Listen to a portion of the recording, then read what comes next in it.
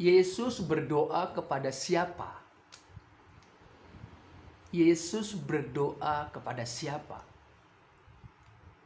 Kalau ini saya balikkan, saya lemparkan ke saudara, Yesus berdoa kepada siapa? Apa jawabanmu? Apa jawaban saudara? Halo saudara, shalom. Bersama saya Uncle Mandil. Uncle Mandil ini adalah seorang Kristen. Apa artinya seorang Kristen? Bagi Uncle, seorang Kristen adalah iman yang bersumber dari Kristus dan yang mengarah kepada Kristus. Ya, iman yang tidak sia-sia. Kenapa? Karena Kristus telah bangkit dari antara orang mati, dia naik ke surga, dan dia datang kembali kedua kalinya. Haleluya. Itu iman Uncle. Dan kembali lagi nih, seperti di awal, Yesus berdoa kepada siapa? Kalau saudara ditanya, Yesus berdoa kepada siapa toh? Apa jawabanmu? Yesus berdoa kepada siapa? Apa jawaban saudara? Apa jawaban saudara? Yesus berdoa kepada siapa? Coba kita buka dalam Matius pasal 26. Ya, Matius pasal 26. Yesus berdoa kepada siapa? Ayat yang ke-39, 42 dan 44, ya. Saya akan bacakan. Matius pasal 26 ayat yang ke-39. Ya. Maka ia ini adalah Yesus, maju sedikit lalu sujud dan berdoa, katanya, "Ya Bapakku, jikalau sekiranya mungkin, biarlah cawan ini lalu daripadaku, tetapi jangan seperti yang ku kehendaki, melainkan seperti yang Engkau kehendaki." Yesus berdoa kepada siapa? Kepada Bapaknya. Di sana dikatakan, "Ya Bapakku." Ya Bapakku. Kenapa Yesus memanggil Bapaknya? Mengapa Yesus memanggil Bapaknya? Mengapa? Mengapa Yesus memanggil Bapaknya dalam doanya, "Ya Bapakku"? Yesus tidak berdoa kepada murid-murid. Yesus tidak berdoa kepada kamu, tidak. Tapi dia berdoa memanggil Bapaknya. Yesus berdoa memanggil Bapaknya. Mengapa Yesus memanggil Bapaknya? "Ya Bapakku." Mengapa? Mengapa? Karena Yesus Kristus adalah anak tunggal Bapa. Karena dia adalah anak tunggal Bapa. Jadi sebagai anak, ia memanggil Bapaknya. Kalau dikatakan anak tunggal Bapa, bukan berarti Bapa melahirkan atau beranak secara lahiriah, bukan. Apa artinya?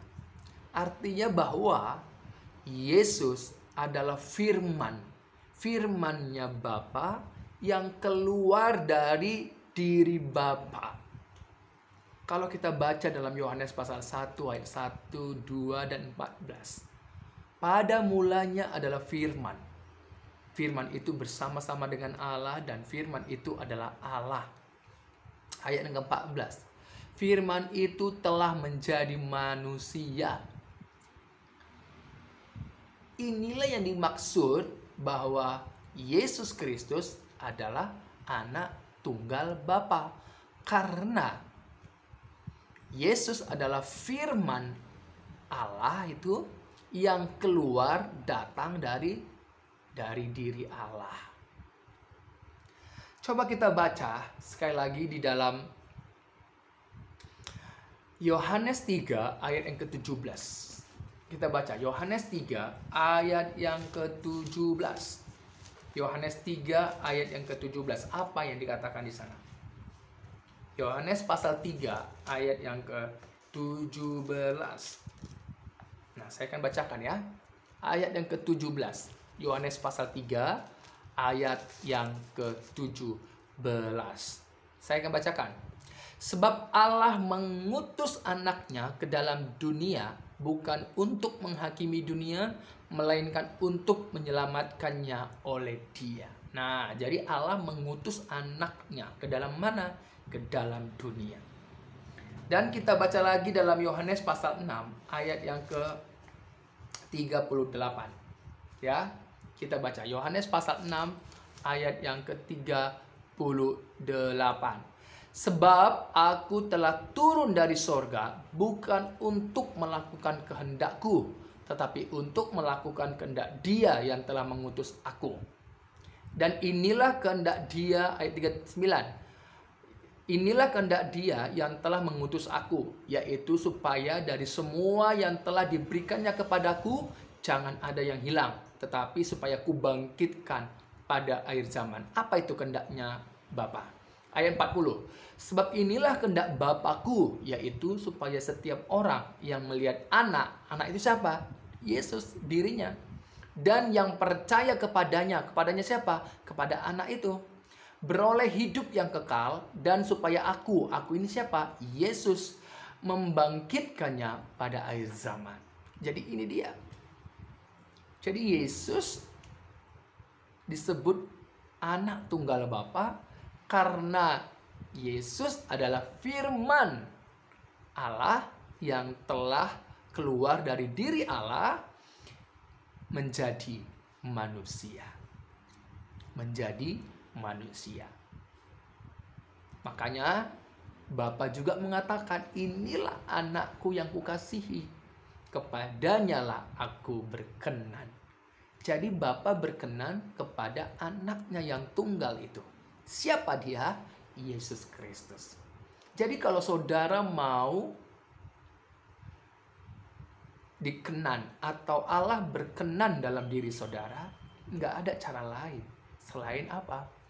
Hanya di dalam anaknya yang tunggal, Yesus Kristus. Saudara kalau mau dikenan oleh Allah, tidak ada cara lain selain di dalam anaknya yang tunggal, Yesus Kristus. Jadi Yesus berdoa kepada Bapaknya. Ini menunjukkan bahwa Yesus adalah anak tunggal Bapa yang berdoa kepada Bapaknya. Ini menunjukkan hubungan antara Bapa dan anak. Ini menunjukkan ketaatan anak terhadap Bapaknya. Luar biasa, bukan? Luar biasa.